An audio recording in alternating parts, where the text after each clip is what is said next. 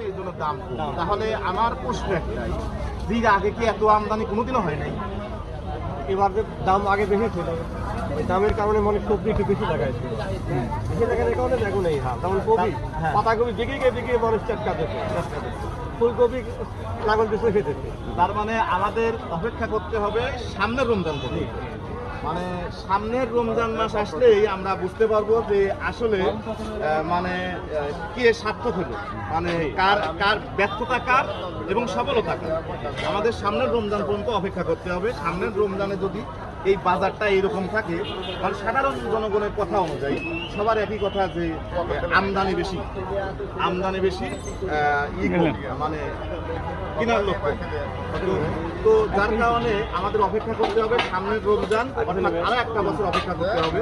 যে এই রকমই যদি থাকে তাহলে আমরা বুঝতে পারবো যে না, বর্তমান যারা দেশ পরিচালনা করতেছে তারাই সফল। এটা